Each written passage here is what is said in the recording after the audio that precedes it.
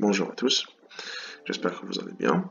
Alors, on est là aujourd'hui pour définir qu'est-ce qu'une bibliothèque, pour aussi définir NumPy et Matplotlib et donner des exemples sur ces deux derniers. Dans Python, une bibliothèque est un ensemble logiciel de modules, classes, fonctions et d'autres qui ajoutent des possibilités étendues à Python comme les calculs numériques et la collecte de données.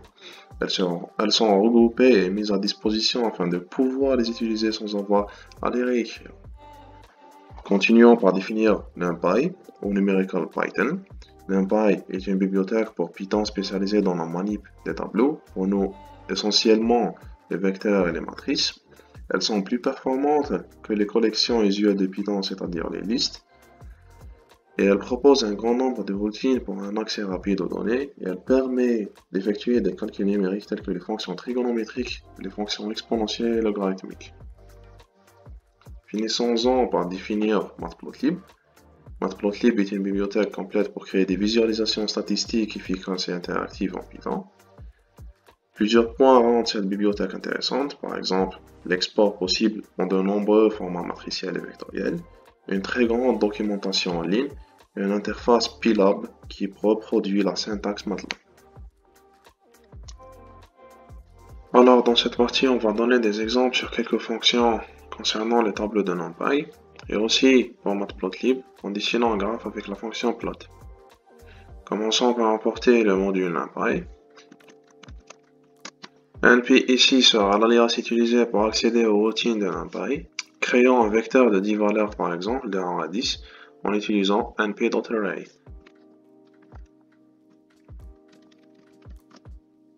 Et attribuons ce vecteur à une variable appelée vecteur nd. Faisons un print.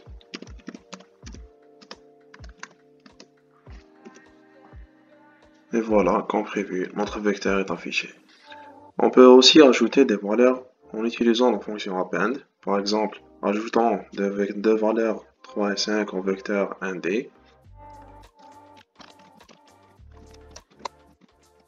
Et faisons un print. Voilà, deux valeurs ont été ajoutées, 3 et 5. Disons qu'on veut maintenant supprimer deux valeurs qui sont 2 et 4 pour garder 10 valeurs dans notre vecteur nd. Alors, pour faire ça, on va utiliser np.delete. Alors, vecteur nd. Et on va écrire les index des deux valeurs 2 et 4. On va faire un print. Voilà, les valeurs 2 et 4 ont été supprimées. Maintenant, faisons un vecteur de d. Pour faire cela, on va utiliser la commande np.array.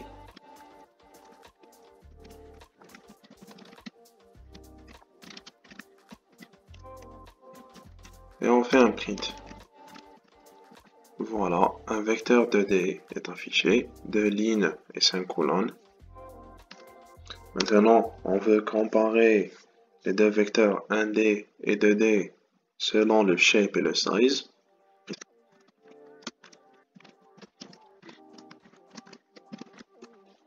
Alors, le vecteur 2D a 2 lignes et 5 colonnes, tandis que le vecteur 1D a 10 lignes, et le size des deux tableaux sont de 10.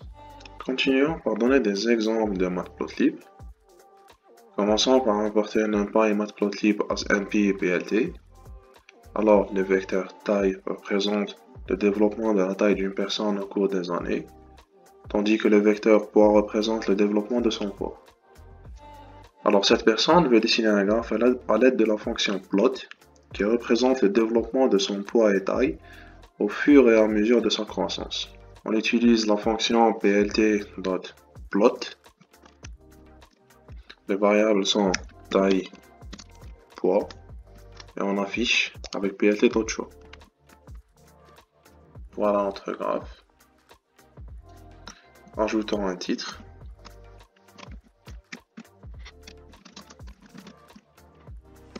Voilà notre titre.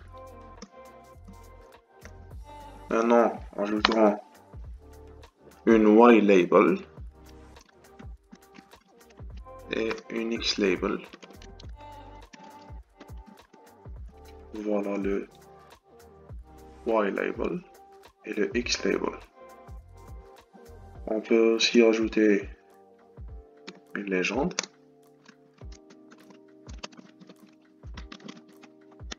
Et voilà, le travail est fait. Merci.